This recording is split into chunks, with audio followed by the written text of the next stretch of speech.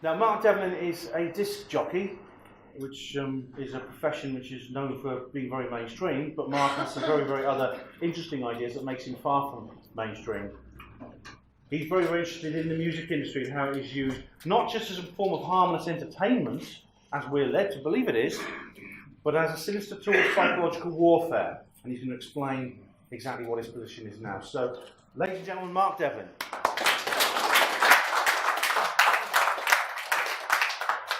Well, thanks a lot, Ben. And I've got to say, I do love the irony of an alternative conspiracy type event taking place in the establishment city of Oxford. Given that this place is the breeding ground for so many of the elite ruling class types who all attend Oxford University, everyone from Bill Clinton to Osama bin Laden, and everyone in between. So it's great that we have an event of this nature. I think it's the first of its kind in town, so props to Ben for putting it on. I was actually born in Oxford, and it was my birthday yesterday. So thank you.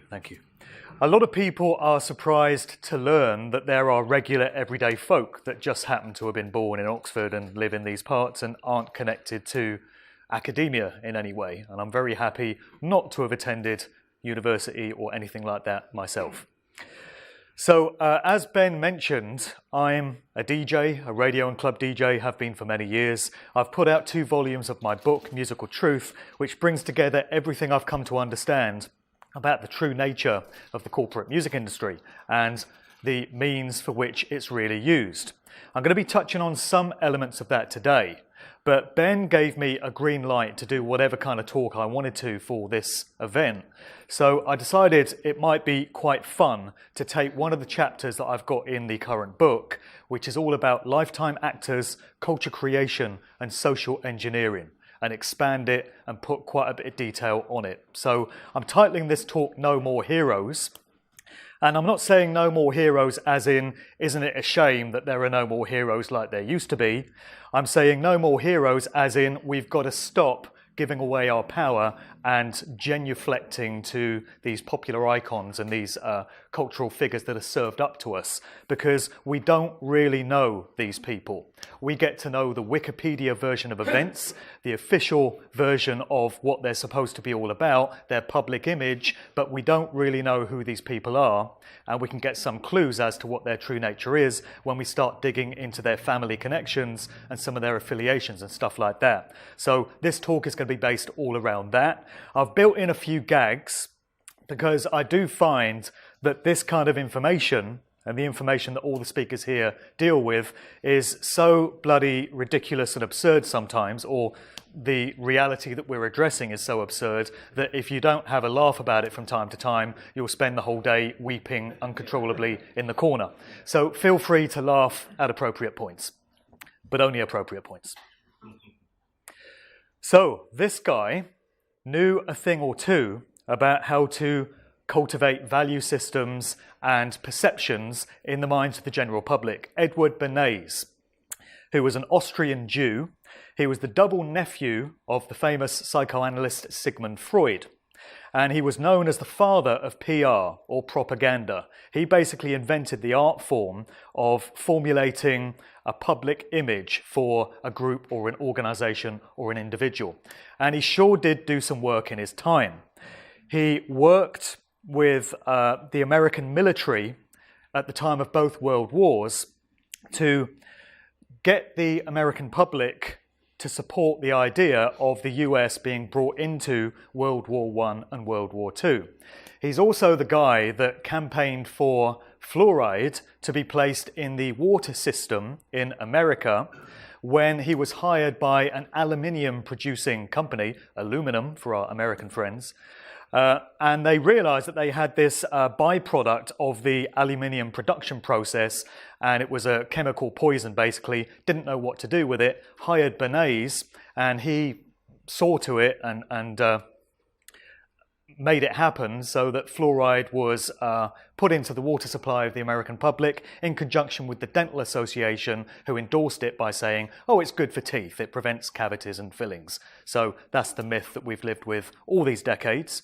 He was responsible for that. He's also the guy that made sure Americans adopted eggs and bacon as part of their traditional breakfasts. He was hired by a food company to popularise the idea of eggs and bacon being a really protein efficient and healthy way to start the day. He also popularised smoking among women in the American public, so he's got quite a lot to answer for, and did, I'm sure, in 1995 when he finally passed away at the age of 103. They didn't have chemtrails in those days, you see. So here's a famous quote from Bernays from his book Propaganda, which appeared in 1928, and it really sums up what we're talking about here, this whole dynamic. He said, "We are governed, our minds are moulded, our tastes formed, our ideas suggested, largely by men we've never heard of. It is they who pull the wires which control the public mind, who harness old social forces and contrive new ways to bind and guide the world." We can also sum up this whole dynamic in just the great title of these 2 volumes of a book put out by Neil Sanders, who's a professional hypnotist and also an author and researcher. He put out this book called Your Thoughts Are Not Your Own.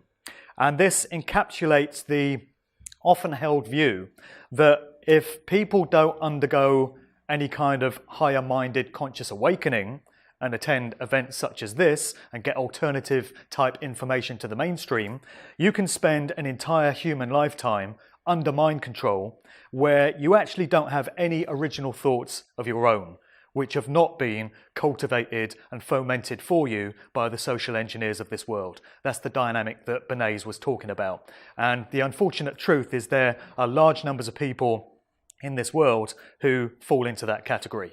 Every thought they have, every value system, every belief, every prejudice has been formulated for them. So the first part is false heroes and role models. There's plenty of them. There was a KGB agent who became a defector, a whistleblower. His name was Yuri Bezmenov.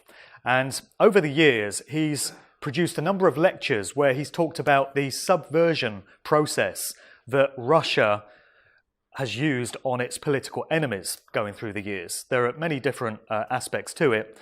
And he made the point that if you don't want a subversion tactic to be obvious to the target population, then there are various covert ways in which you can do it. And one of the most effective, he pointed out, was the creation of false heroes and role models. We've got a document here where he's detailing many of these subversion tactics that were used by Russia during the Cold War years. And you can see number 4 on the list here states culture, false heroes and role models, addictive fads, and mass trends, I think is supposed to be there as well. It's the cultivation of these fads, trends, movements, and the Pied Pipers, the leaders that are seen to be putting them into place. And a brilliant way to get an entire society, an entire nation to think the way you want them to and to adopt the belief systems that you want them to is to do it by way of false heroes and role models. People that are inserted into popular culture that the nation instinctively looks up to and listens to, and they trust them. And that's the big mistake, placing your trust in these people when you don't really know who they are. We can look at some examples of false heroes and role models. So Marcus Allen addressed this briefly this morning. The situation with Jim Morrison's dad, Jim Morrison of the Doors. So, as we heard, his father was the Navy Admiral George Stephen Morrison, and he was the commander in charge of the fleet of ships involved in the Gulf of Tonkin non-incident false flag, which catapulted America into the Vietnam War. So how do you reconcile the fact that that's what Dad did, and at the very same time, you've got Jim emerging as this larger-than-life, fully formed, iconic rock god who seemed to be anti-establishment, ostensibly anti-war, representing the angst of the young generation of those times? Well, the only way that you can reconcile these elements is when you understand that these people are inserted into popular culture and served up to us, rather than the public choosing its own heroes. We have these people given to us, and we can look at some of the reasons why they're selected for these roles. So there he is. This is Jim Morrison's dad. and we now know a little bit about his true nature. There's a great quote here from Joe Atwill, the author and researcher, and this is taken from one of the Unspun podcasts that he used to do with Jan Irvin. Sadly, they've fallen out since. Insert face palm here. We won't go into the details, but these were great shows where they really took apart how culture creation works. And they did this one show where Joe was focusing on Jim Morrison and the Doors.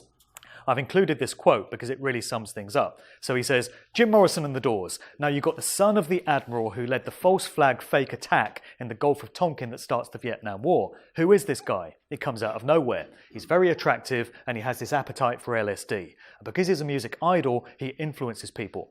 But imagine if he'd come out and said, you know, I'm just the son of military intelligence and they've told me they want to have people take drugs. So please take drugs. Wouldn't really have worked. There are many, many examples of prominent musicians whose fathers were high-ranking military officers. This was detailed in Dave McGowan's brilliant work, his book Weird Scenes Inside the Canyon. And in Volume 1 of Musical Truth, I've got a whole chapter detailing this whole dynamic of these influential musicians, rock stars, band members that appear in the right place at the right time, influence culture in a very major way. And when you do some digging into the family backgrounds, you find that time and time again, the fathers were Navy admirals or generals, or they were connected to the Pentagon, the Defense Department. They came out of the intelligence services, CIA, FBI, MI5, MI6, so many examples. This is just one. Joni Mitchell, the celebrated folk singer, her father was a link trainer instructor for a flying instructor school coming out of Canada. And there is a very young Joni Mitchell in the arms of her father. As I say, just one of so many examples that you could select. And that whole Laurel Canyon scene coming out of Los Angeles in the counterculture years of the 60s, which Marcus mentioned this morning, is absolutely awash with family connections going back into the worlds of the military and the intel services.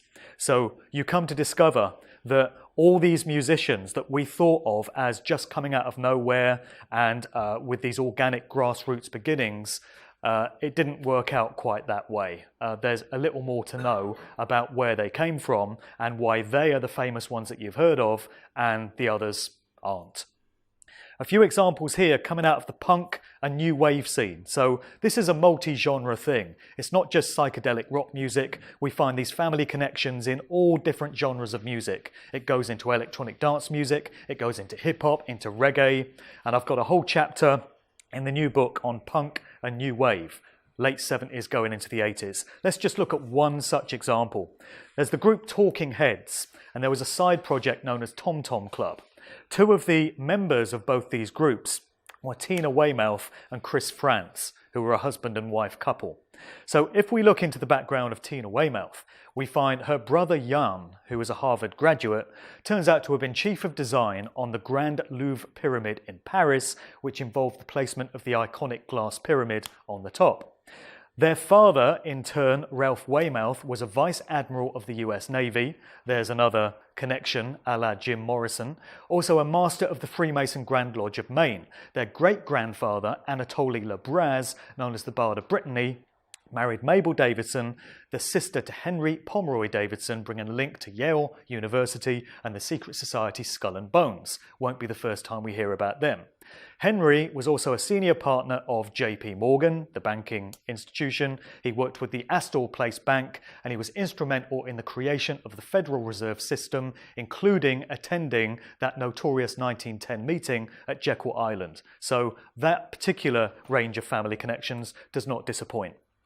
Another great one to throw into the mix here, just for your consideration, involves Dave Grohl of the Foo Fighters, who was previously the drummer with Nirvana in the years before Kurt Cobain died in very strange circumstances in 1994. So Dave Grohl, if we do a bit of digging into where he came from, we find his father, James Harper Grohl, worked as an assistant to Robert A. Taft Jr. So Robert's father, in turn, was William Howard Taft, who was the 27th President of the United States, and his father was Alfonso Taft, who was a founder of Skull and Bones. Here we go again. So I don't know about you, but when it comes to punk musicians, rock musicians, thinking of them playing these gigs in these gritty, grimy, sort of edgy venues, and thinking of the style of music, which is often very abrasive and very confrontational and very hardcore, I would imagine them to come from largely working class backgrounds. And I would have thought that when you look into who the dads were, you would find that they were unemployed maybe, in prison maybe, labourers, dockers, miners, lorry drivers, that kind of thing. But we don't find that. We find that the fathers were diplomats, politicians, MI5 CIA agents connected to Harvard and Yale universities, all these kind of backgrounds that you wouldn't necessarily expect to find. Another family, which is a masterclass study in where all these bands come from, is the Copeland family. The patriarch was Miles Copeland Sr., and he was a legendary career CIA guy. For many decades, worked for the agency in various parts around the world. He had 3 sons, and he put them all to use in the music industry. You had Miles Copeland Jr., Ian Copeland, and this guy, who you might recognise as the drummer in the group The Police, Stuart Copeland. So the Copeland family had a stranglehold pretty much on the way the whole punk and new wave scene developed. So they managed many of the key bands. Miles Copeland Jr. had a TV show with the brand new MTV network, which he produced, and he would promote only his own bands. Only those bands that were on his roster would get airplay on this show.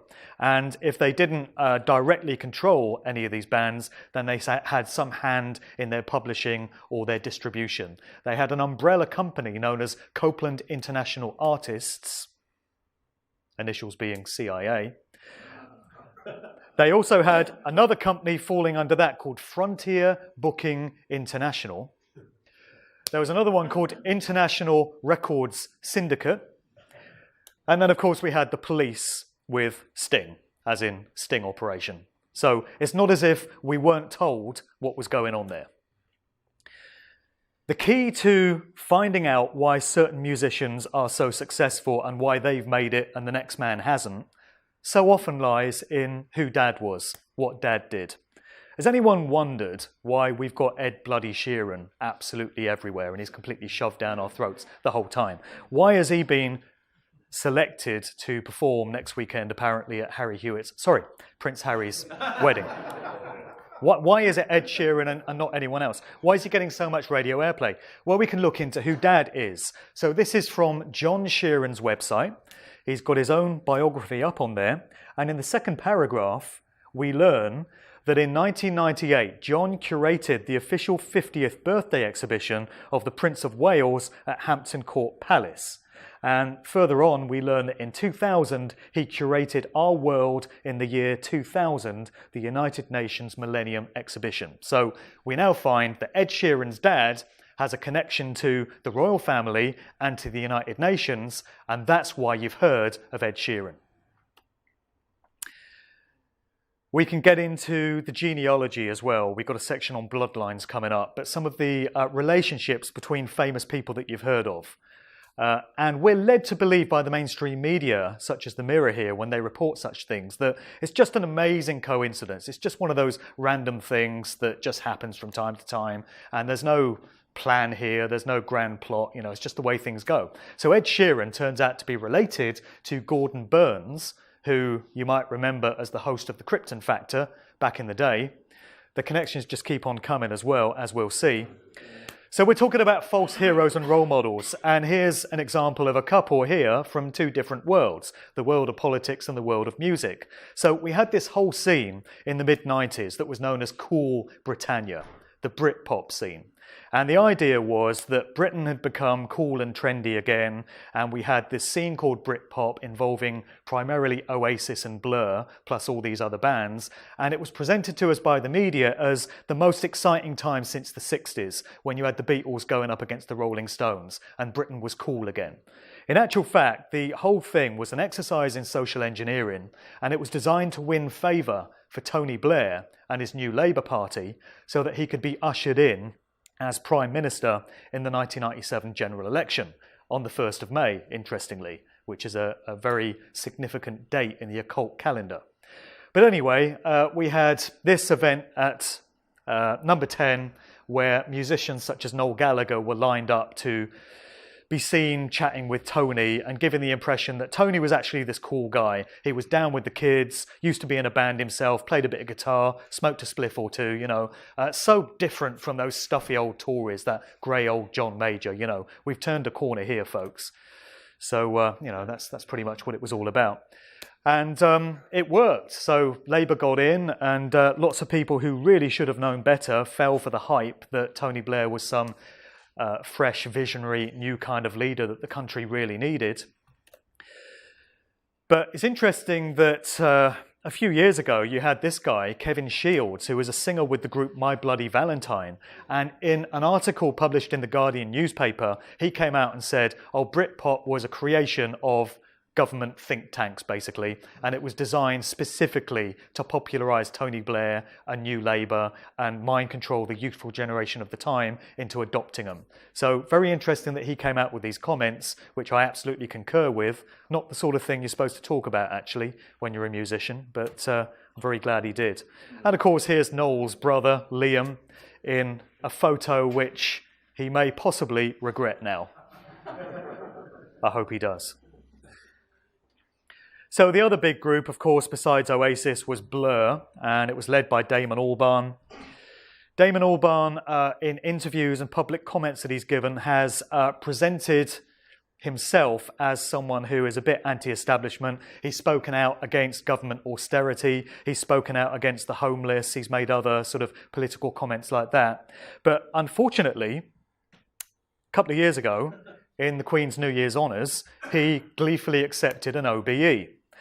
And I think this reveals a lot as well in terms of which individuals are awarded these apparent accolades, these apparent badges of honour. Be a bloody nightmare getting one of these in my book, but evidently many people are quite excited by them. So just the other week we had Ringo Starr eventually getting his knighthood, going to the palace. Notice how they always kneel in subjugation to the royals. They're on their knees as they receive these things. That is very symbolic. So Ringo may well have got his OBE many years earlier, I suppose, if he hadn't made songs like Back Off Boogaloo, which appears to be revealing the truth about the Paul McCartney situation, which I'm not going into in any great detail today because we want to be out here by about 5 o'clock, and it would take me till about November to cover it properly, so I'll gloss over that one. But here he is at the palace, flashing up the peace sign, and isn't that a strange thing when you really think about it? So OBEs, MBEs, knighthoods are awards given by the British Empire, or to represent people that have served the British Empire in some capacity or other. And here's Ringo flashing up the peace sign. Well, what does the British Empire really represent when you go back in history and when you're honest about it? It has been one of the most bloodthirsty, murderous institutions that humanity has ever seen, responsible for untold suffering and misery all around the world. In my book, that's not something to celebrate, and any kind of emblem or mascot of that institution is not something to be proud of. Maybe it's just me, but these celebrities don't seem to have a problem with it, and I find it very ironic that they flash up the peace sign the whole time. This is highly symbolic, isn't it? Bono, if you're going to throw eggs and tomatoes, can you make sure it hits the screen this way, please, and avoids me? So here he is, flashing one eye, and evidently very proud of the award he's just got. We're going to find out some more about Bono. Nothing to see here, please move along. Yeah, exactly. Something that's very interesting to me is that recently we've seen a trend towards DJs picking up OBEs and MBEs. The whole theme of this talk and the chapter in the book is no more heroes and how you've got to let go of these role models that you've put up on a pedestal. And everyone has someone that they do that with. You know, it might be a Hollywood actor that you love. It might be a musician that you revere. It might be a political figure. It might be a consciousness guru. In my case, I always used to revere DJs because I used to be quite ambitious as a radio and club DJ. I wanted to be all I could be within those worlds. So I used to look up to guys like Pete Tong that we have here. Highly successful radio DJ. He's been on BBC Radio 1 for the past 27 years. And he's a multi-millionaire. You know, this guy has played the game and he's made a career of it. Absolutely one of the big movers and shakers in the dance music scene. So he picked up his MBE from William at the Palace in 2014. And this is a very strange thing for me to see DJs now getting these kind of accolades, because I'm old enough to remember when DJs were literally just blokes that played records. They'd be in pubs or community centres or clubs, and they'd just be these regular, anonymous geezers that played records. But something has happened over the course of the past 30 years to really shift people's perceptions of what a DJ represents. And we're going to get into that slightly more. But it's very interesting that we now have the likes of Pete Tong picking up OBEs. We've got Jazzy B of Soul to Soul, who's now an MBE. The DJ Norman J out of London, very big at Notting Hill Carnival, has picked up an MBE. David Rodigan, the reggae legend, is an MBE. And Goldie, the drum and bass pioneer, DJ and producer, at the Palace, picking up a knighthood. Who would have believed that this was going to happen? So he cultivates this image of being edgy and dangerous and anti-establishment, but only too happy to stand there in subjugation to Prince Charles and get his little emblem pinned on his jacket. This one's borrowed from David Icke, and it just sums up the whole thing about sirs and lords. Don't know if you've noticed, but quite a large number of sirs and lords just happen to turn out to be paedophiles. I'm sure it's just a coincidence. I'm sure the Queen knew nothing about this when she knighted them. I'm sure she's very embarrassed to discover the truth, and I'm sure she'll be addressing it in her Christmas speech this year and apologising to the nation as to why she's knighted so many paedophiles. But it just seems to keep happening, doesn't it? So Sir Jimmy Savile, Sir Edward Heath, I think we all know the true nature of these two. Lord Greville Janner, Sir Clement Freud, Lord McAlpine, Sir Cyril Smith, and so it goes on. So in my book, knighthoods and sirs and lords are not really something to be proud of, not really something to cultivate towards, gravitate towards. All right, blame it on the bloodlines, all about genealogy, ancestry, the families from which these popular figures come. When we discover the bloodlines from which they emanate, we suddenly understand why they've been placed in these prominent culture-influencing positions. And it's in all walks of life. Like I say, it can be the world of politics, it could be the world of whatever Kim Kardashian does. What does Kim Kardashian do? So she's famous for being famous. She's one of these people that everyone's heard of, but you don't really know what she actually does or what her skill is, right? Well, isn't it interesting when you come to find out that David Cameron is a 13th cousin of Kim Kardashian? And many of these stories have appeared in the mainstream media. So it's not just within the bounds of these batshit crazy tinfoil hat wearing conspiracy nutjobs like us, you know. These stories have appeared in the Daily Mail, the Guardian and such like. So for people that place stock in these types of titles, you know, they've got some stuff to come to terms with here. It's presented as just a coincidence that Cameron turns out to be cousins with Kim Kardashian.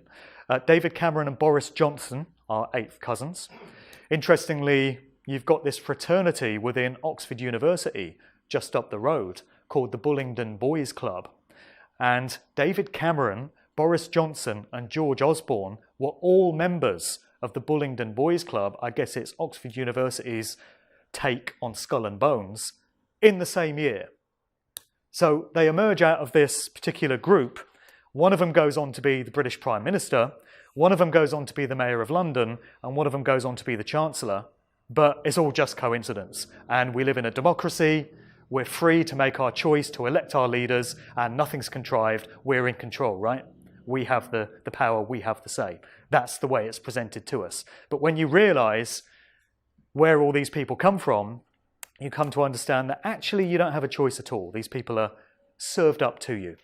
We had Prince Charles the other year talking very proudly about how he's descended from Vlad Dracul, Vlad the Impaler of Transylvania.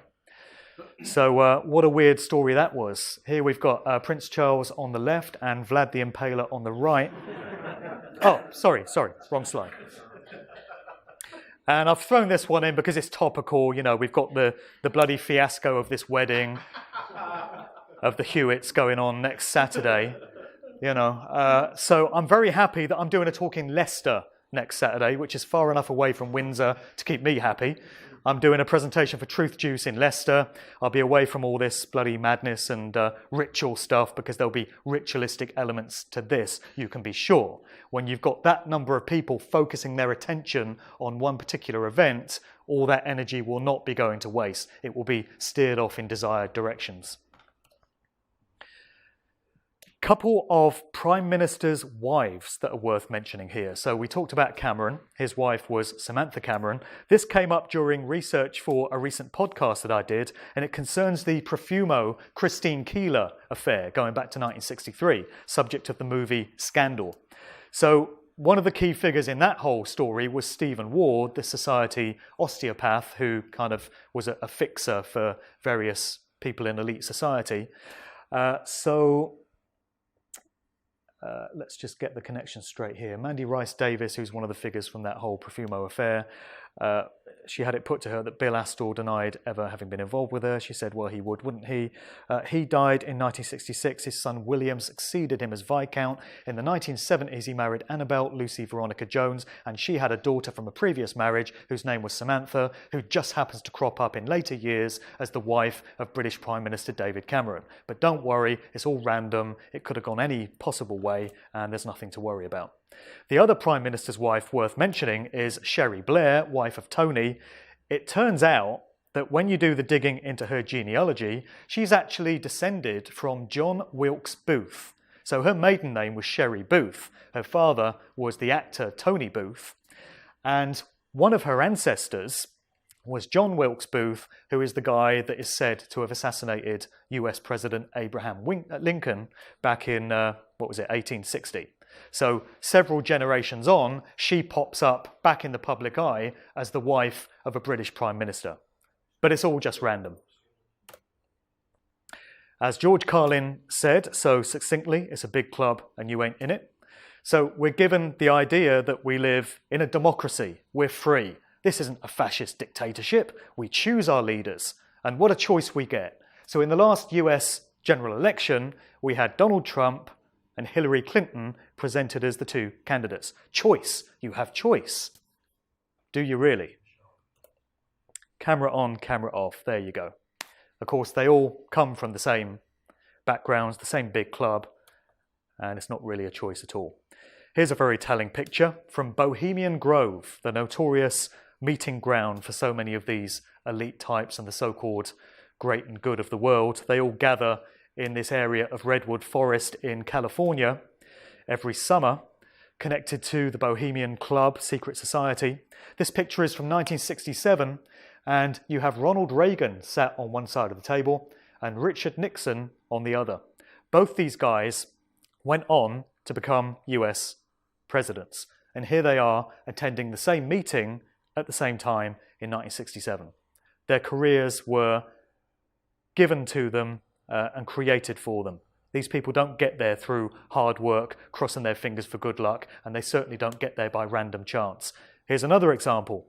In the 2000 general election, the two prime candidates were George Bush Jr. and John Kerry, and as you may be aware, both of them attended Skull and Bones out of Yale University in the same year, 1968. So the two candidates that the American public was offered under the guise of democracy and choice both came from the same secret society in the same year. Very reminiscent of what we had with the Bullingdon Boys Club and our British so-called leaders.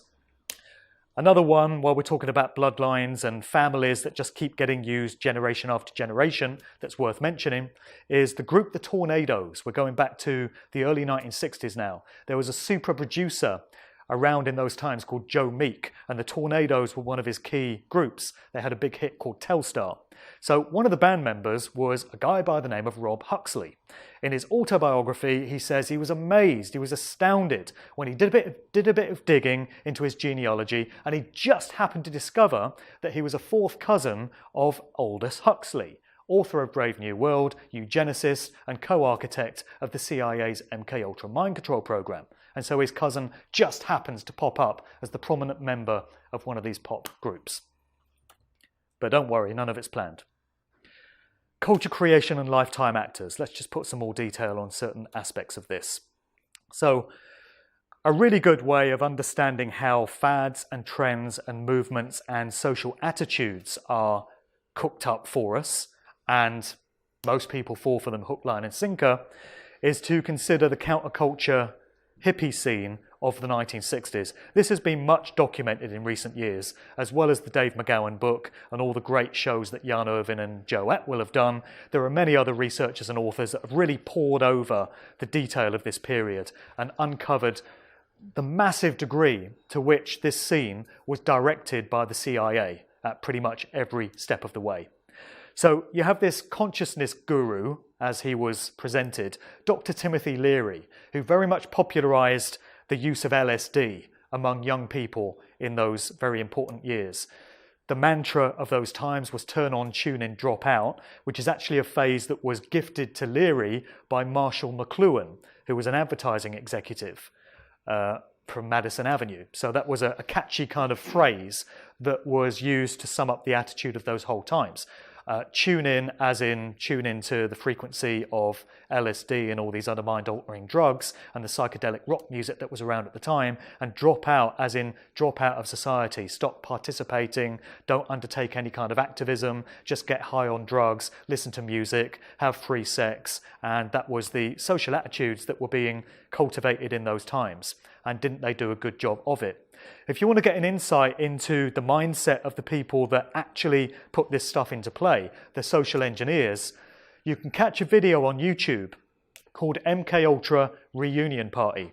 This is from 1979, and you get Timothy Leary and a bunch of his associates sitting around in this private residence, basically patting each other on the back for a job well done. They're gloating over the way they changed societal attitudes back in the 60s. Most of the individuals in this video speak with, a very clipped, sort of plum-in-mouth British public school accent. So they're all coming out of Oxford and Cambridge and Tavistock Institute and organisations such as that. And they're rubbing shoulders with the likes of Leary, all talking about what a good job they did in making sure that whole scene went off the way it did. Well worth absorbing if you want to get some background detail into how all this gets done. A contemporary of Timothy Leary was this guy, Robert Gordon Warson, who worked for JP Morgan Bank. So he was like a propaganda PR guy for JP Morgan.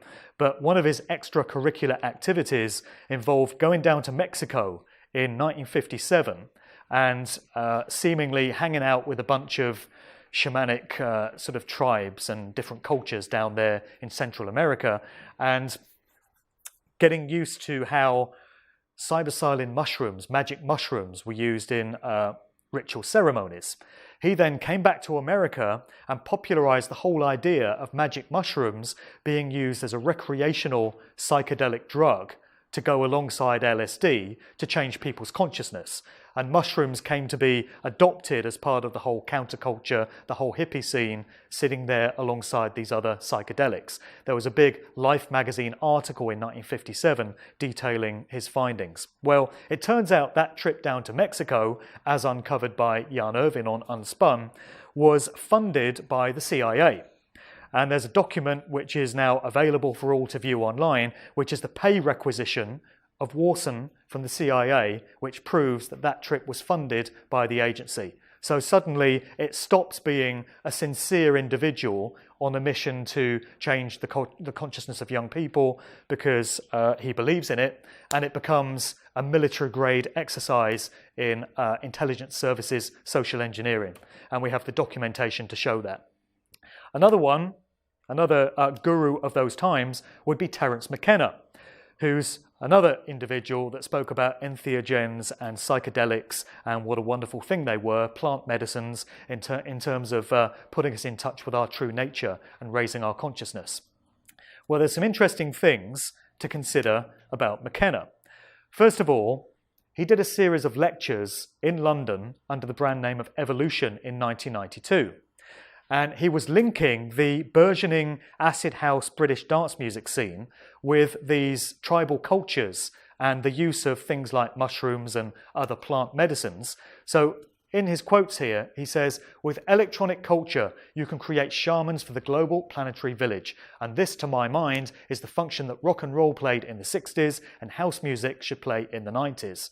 He goes on to talk about house music and rave culture, physiologically compatible rhythms, sound can change neurological states in large groups of people getting together, creating a telepathic community that will be strong enough to carry out into the mainstream of society. I've got 2 massive chapters in the new book, and I've done many talks on how the acid house scene that came out of the UK 30 years ago, which gave way to the massive worldwide electronic dance music scene we have now, affecting millions of young people all around the world, shows hallmarks of having interference from agencies like Tavistock, MI5, MI6 and such. And it also shows signs of being very much linked to what was done earlier with that 60s counterculture scene over in America. So it's very interesting that McKenna in these comments seems to be making a connection himself between that 60s scene and the 90s scene, and he's bringing in aspects such as how sound frequencies can change the hive mind state of large groups of people, particularly when they're under the influence of mind-changing drugs.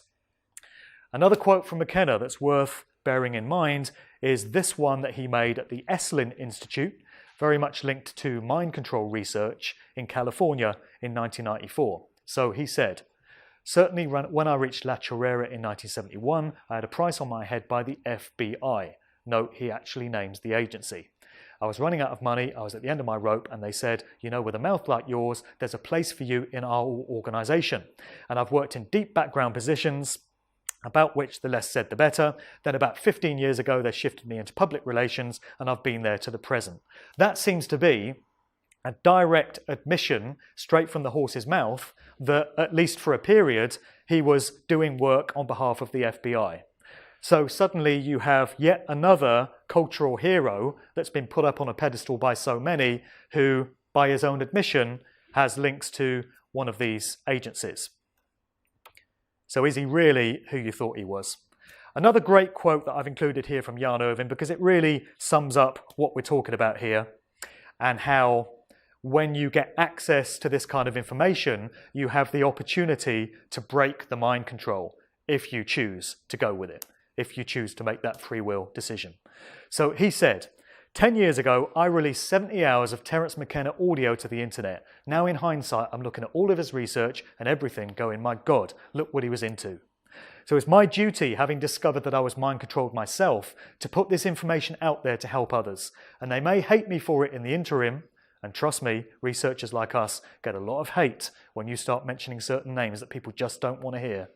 But I think the people who would take the time to actually read the information and look at it closely will find it very liberating, because it's much easier to spend a few hours or days or weeks researching facts than it is to spend a lifetime believing lies. I concur entirely with that, and that's why I do the work that I do, despite the number of haters that it brings.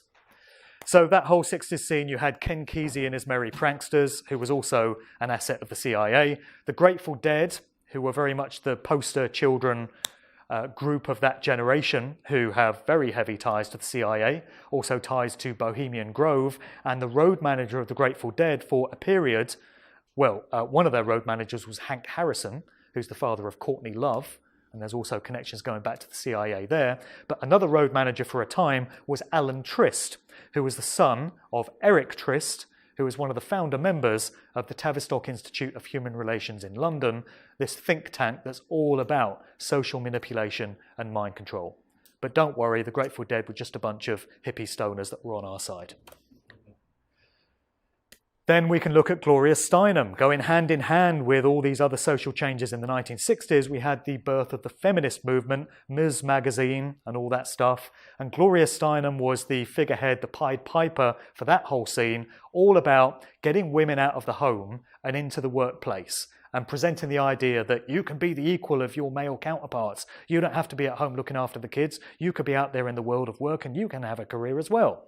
Well, it's very convenient for the IRS, of course, because now you've got a whole new group of society contributing taxes, but it's also breaking up the traditional family unit. It's doing just that, getting women out of their nurturing roles in the home, getting them away from their kids, getting the kids put into daycare under the supervision of the state, and getting women out into the world of work. That's what that whole scene was really all about.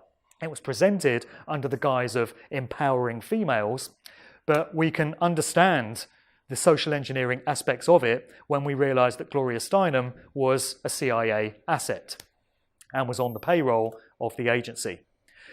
So I mentioned the acid house scene and how that got going in the UK at the tail end of 87 and all through 88. It was known as the second summer of love. As I mentioned, I've done other presentations where I go into very fine detail about how this whole scene went off, but there were many parallels between the 80s scene and what had gone before in America in the 1960s. We can see little clues like this on this flyer for one of the early acid house nights known as Spectrum, the Theatre of Madness, headed up by Paul Oakenfold, very key DJ figure. We've got a phrase on the flyer which says, "Have you passed the acid test?" And acid was slang for LSD in the 60s, and in the 80s UK scene, acid came to be a slang term for ecstasy, MDMA, which was the drug of choice of that particular scene. So in the 1960s, you had psychedelic rock music, LSD, and all these gatherings, these hippie communes gatherings, music festivals and such. In 1987, going forward into the 90s in the UK, you had electronic dance music replacing psychedelic rock, ecstasy replacing LSD, and all these big raves and festivals replacing the hippie festivals that had gone before. Basically the same template, the same master plan being rolled out 21 years later on the opposite side of the Atlantic. The details are slightly different, but the overall strategy is the same. We'll skip past that one because it's a bit wordy. Basically pointing out that all these culture creation, socially manipulating programs come out of one of these institutions, such as the Tavistock Institute, the Frankfurt School, the Fabian Society, and all these other different organisations. So it's my considered opinion that the acid house scene and everything that it led to, the birth of the UK super clubs, the rave and festival and free party scene of the 1990s, was all building up long term to what we have right now in 2018. This massive electronic dance music scene all around the world, these festivals attended by tens or hundreds of thousands of people at very large venues, sports arenas, stadiums, big fields. And what it's actually being used for is to glamorize and popularize the idea of the transhumanist AI future, which is not really the future at all because we're already in it, although there are plans to take it much further. But this smart grid society, the Internet of Things, this reverence for digital and technological ways of doing things, what this scene is being used for is to entrain an entire generation of young people to be accepting of the way the future is going to turn out, where everything's going to be digital, everything's going to be linked, everything's going to be smart. And we can see this in the themes of these big festivals. We can consider the combined effect of electronic dance music, which is digital in nature and is all about sound frequencies. When you're at one of these large events and you're pooling your consciousness with all the other people that are in attendance in a hive mind, collective consciousness kind of way, most of these people are going to be under the influence of mind-altering drugs because the E is still everywhere. And you've got this potentially lethal combination when it comes to mind control. Drugs, the collective hive mind state, and sound frequencies, beaming subliminals into the subconscious mind of all these people. And just look at some of the names of the very biggest electronic dance music events that we have all over the world now. And you could start to see some themes emerging. Dream State in California, Trance Nation, Velvet Hypnotized, Atlantis, Spring Awakening, Awakening Fridays. Not the kind of awakening that we talk about at these meetings. I would suggest it's an awakening on some social manipulators' terms, not on an individual's terms. Dream Beach, Delirium Eternity, Electronic Family, Digital Society, Digital Dreams, Tomorrow World, Tomorrowland, Future Music Festival, and New Horizons. It's all conjuring up images of this digital, electronic, future world, Tomorrowland. This is what we're being headed towards. So the programming is right there in these titles. And look at the geographical spread of these events. So they range from Australia to Belgium to Argentina, literally all over the world. This is a worldwide agenda, and all these events are going off in tandem with each other. Some of the imagery that we get at these events, Digital Society, happening at the end of this month in Leeds, pretty much sums it all up. And the role of the DJ, as I mentioned, has changed from some bloke spinning records and doing Miss Wet T-shirt contests in some function room of some grimy pub, a bit like this one probably, to what we now have, the likes of David Guetta, who is up there at a DJ booth which kind of resembles a religious altar, and he's got a throng of 10,000 people, this congregation, like the mass of a church, gathered beneath him. And all he's got to do is put his hands up like that, and he's commanding and controlling the consciousness of 10,000 people in front of him. He'll put his hands up like that, and the entire crowd will scream. He can start clapping his hands like that, and 10,000 people will clap along with him. That's the incredible control that these guys now have over massive numbers of people. So they're not going to allow just anyone to get into these kind of influential positions. You can't just rise up through the ranks through hard work and crossing your fingers for good luck. These people are selected for these roles. They're the chosen ones. And that's why there's such a gulf now between the very biggest DJs and how popular they are and how much they earn and everybody else, as any other hard-working DJ will tell you. Another figure from that whole scene who is very influential, has been for a number of years, is the German DJ producer, geez, really? Wow, okay, Paul van Dyk. And it becomes very interesting to look at the symbol, the sigil, which he's rocked as his main logo for quite a number of years. So it's this interesting triangular design. And people really do put these dance music producers and DJs up on pedestals and revere them as gods. Here's someone with a transfer of this guy's logo on his back, and I bet he doesn't understand what this sigil is and what the energy of it represents, but because he reveres this individual so much, he's got a transfer of it. And when you go on these people's Facebook pages, you read comments literally like, "You are my God, I worship you, I hang on your every word, I've named my firstborn child after you." That's the level of worship that people have for these dance music gods. So let me just fast forward to that logo, because just wanted to go into this. When you invert the Paul van Dyk logo, it becomes this. And during the course of my research, I came across this logo, which was used by British military intelligence, MI5, between the 1950s and the 1970s. And you'll notice there are quite a few similarities between the two. Doesn't end there either. There's an American-Japanese DJ producer by the name of Steve Aoki, and on this flyer for one of his events, he's using what appears to be a very similar sigil, complete with the capstone and the all-seeing eye in it, and rays of illumination all around. Is that going to be just a coincidence, or is that going to be a little clue and a little indicator for those with the eyes to see as to what these people are really all about? A section on extracurricular activities. So with these lifetime actors, they're presented to us as one thing or the other. So we think of them as a politician, as an actor, as a musician, as a business leader. But often you find that they undertake activities that are very different to those for which they're known. So we can look at Bill Gates. And everyone thinks, oh, Bill Gates, he's just that nerdy computer guy, isn't he? He's the guy that invented Microsoft. Well, actually, he's a eugenicist. And his father, William Gates Sr., was one of the prominent founding members of Planned Parenthood, which is all about population reduction, and they make no bones about it. So here's a quote from Bill Gates, which gives a little insight into his real mindset. And that just about sums it all up, doesn't it? Many other examples. I'll have to skim through a whole load of these because I've got 107 slides on here and about 5 minutes to do it in.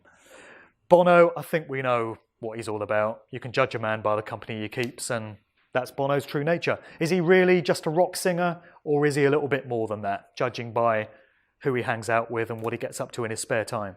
Mark, So, go you know. over time a little bit if you want. All right. Oh, I appreciate that, yeah. I'll wrap it up as soon as I can. That's one of the gags, by the way. Arnold Schwarzenegger. This is a surprising one for many. You look at the sort of people he hangs out with, and it's very similar to Bono's motley crew. And you think, well, Arnold Schwarzenegger's just a bodybuilder, isn't he? And an actor. Well, is he? Or is he a little bit more than that? If you're just a bodybuilder from Austria, do you get to hang out with these types of people? This is quite telling. This was Arnold Schwarzenegger winning his first bodybuilding competition in 1967 in London. Look who's presenting the prize. And look at the handshake. It is Savile, yeah. A little bit more to know about Arnie than we might first think, I would suggest. Paul McCartney, or is it? So it seems that lifetime actors never get to retire, and when they're called upon for some extracurricular duty or other, they have to step to it. It's like these Hollywood movies that you see, and there's a cliche of a retired or supposedly retired CIA agent. And, he's been enjoying retirement for the last 20 years, and he goes fishing and hangs out with his grandkids. And one day the phone goes, and they're calling him back in. And he says something like, just when I thought I was out, they pull me back in. One last mission. And I think that's what they do with these celebs. When they're required to endorse a particular campaign or other that's going to serve some agenda or other, they have to step to it. So we have Paul McCartney, whoever he may be, propping up this March for Our Lives anti-gun rally campaign in New York the other week. As I said, I could get into the whole Paul is dead thing. Suffice to say, for the purposes of this conversation, I will just say there has been more than one Paul McCartney. I won't go any further into detail, but there is a lot more to know. And that's really all I've got to say on the matter. Vegetarian activist, worked in an abattoir. It's a good match, isn't it? And please spare a thought for the homeless and destitute this week. Please spare whatever you can. So we're talking about Bob Geldof. He's thought of as the scruffy, out-of-tune lead singer for the Boomtown Rats. That's what he is, isn't he? And the guy that did Live Aid and Band Aid. But recently, he was wheeled out as the public face of smart meters. So he's up there saying to everyone, oh, smart meters are the future and everyone needs to get one and it's the efficient way to do things. It just smacks of this individual being completely controlled by those that tell him what to do. And when he's required to head up some campaign or other, they wheel him out. He says his piece and then they wheel him off again. And we see this time and time again with these celebrities. Richard Curtis, no time to really get into him. This crew that are wheeled out for comic relief every year. We're getting into the BBC. I've got a whole section here on the BBC, which I don't really have too much time for, but it's bringing in Savile. It's bringing in the BBC's Children in Need campaign. So there's Jimmy Savile, Rolf Harris, and Gary Glitter, who are just the three that you'd want to be the mascots and the emblems of Children in Need, really, isn't it? Imploring people to help these poor kids that are in needy situations. Just the three that you would want served up to you by the corporation. Well, in this case, it's all about mockery and, quite frankly, taking the piss out of the general public, most of whom are entirely clueless and know no better. A few final examples. Okay, catching up with myself here. Russell Brand. I really hope that nobody in the room still falls for Russell Brand's People's Revolutionary Act. And we need a more egalitarian society and all this bullshit that he came out with on Newsnight and Question Time and stuff. You don't get to go on those programmes on the BBC unless you're serving some agenda, unless you're some kind of asset, unless it's part of the narrative. Excuse me.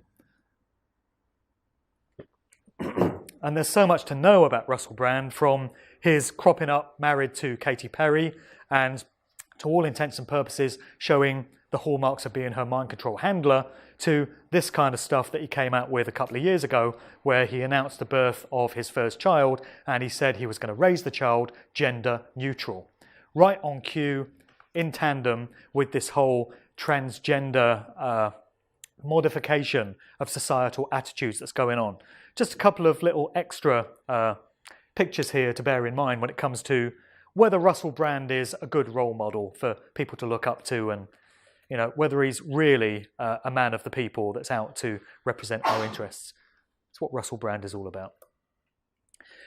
In line with this whole gender-neutral, non-binary, social engineering think tank BS that we now have being dished up to us, we had the grime artist Skepta at an awards do, I think this was last year. And grime is kind of like an offshoot of British hip-hop. It's always been seen as very edgy, very kind of dark and dangerous, and the male artists have always rocked a very heterosexual alpha male kind of image. So at this awards do last year, you had Skepta turning up in women's knitwear. And the interviewer says, Skep, what's all this? And he says, oh, I'm gender fluid now, I'm dressing gender fluid. Now, is that going to be a conscious, personal decision made on an individual basis by this guy? He wakes up one morning and says, do you know, I'm going to go to this awards do in my mum's jumper today because I'm feeling gender fluid.